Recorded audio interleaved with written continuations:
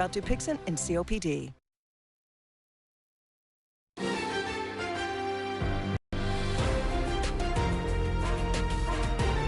This is KCAL News, Los Angeles. Federal agents swarm a local church in connection with a potential sex trafficking case. Welcome to KCAL News at 11 on CBS Los Angeles and streaming on CBS News Los Angeles. I'm Christine Lazar. We have some breaking news. Federal indictments handed down to the head of a Southern California megachurch.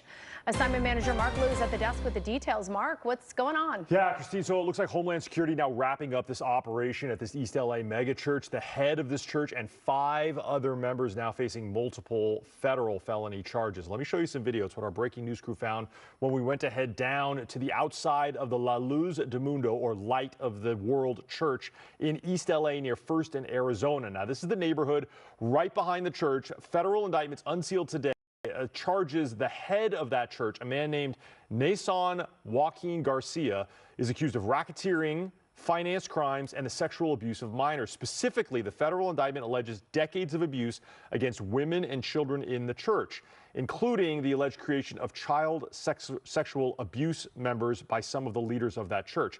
Now, Nason Garcia was already in custody at a prison in Chino in California, where he was serving a 16-year prison sentence after pleading guilty in 2022 to 3 state charges, California state charges of child sexual abuse.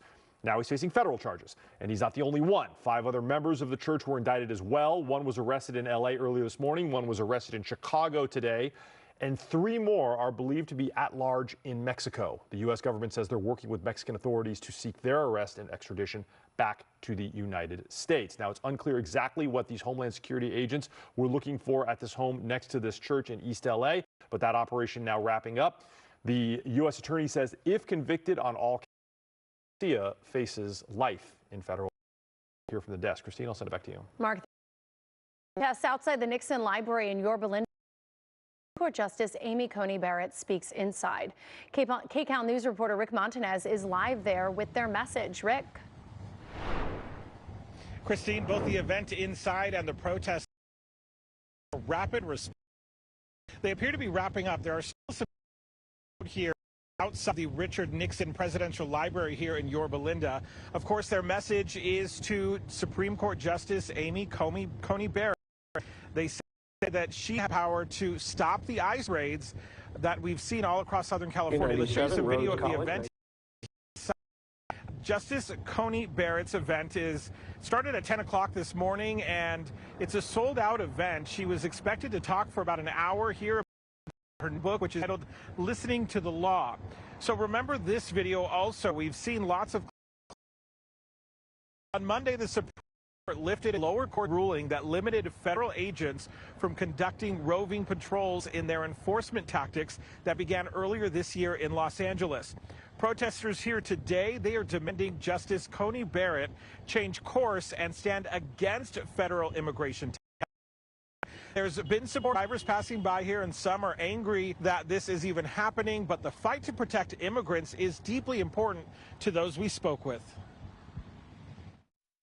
The organization I work with, Democratic Socialists of America, we go out and do direct immigration work in the community. So we see raids happening basically every time that we go out at Home Depots. Every time we rapid response, there's something happening, and it breaks our heart every single time. I went to a restaurant. They said they just took him. She was coming to come and eat food, and they just took her from her car. These are unprecedented times. One, not real, would not believe that we are here today. And so to just sit by and keep turning a blind eye is a no for me. The protests loud at times and largely peaceful. And from what we could see, it was uneventful in terms of any sort of clashes between either side. So a successfully peaceful protest out here in Yorba Linda. I'm Rick Montanez reporting live. Christine, back to you. Rick, thank you. The Ninth Circuit Court has paused a judge ruling that the White House broke federal law by deploying the National Guard to Los Angeles. Last week, a federal judge ruled the administration's use of troops was unlawful, but the White House has filed an appeal.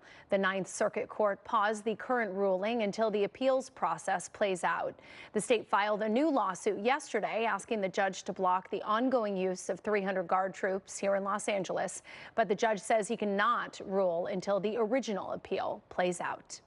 The LA County Medical Examiner is working to identify the body of a woman found dead in the trunk of a Tesla at a Hollywood impound yard. Police said it is registered to a popular singer-songwriter, David, who is on tour right now. He's reportedly cooperating with investigators. The impounded car had been on the property for several days when workers noticed a strong foul odor and discovered the body, which had been decomposing in a bag. I think the community was wrong and reported the car being abandoned. We all thought it was sewage. It's like heartbreaking for whoever the victim is. The Tesla is believed to have been parked on a street in the Hollywood Hills for at least 3 days before it was towed away. Cleanup continues in Long Beach after dozens of shipping containers fell into the harbor yesterday.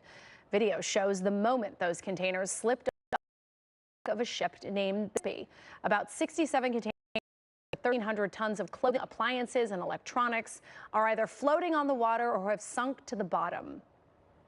A mess. There was 50 to 60 containers floating out to the ocean. Mostly these sort of accidents or incidents happen at sea.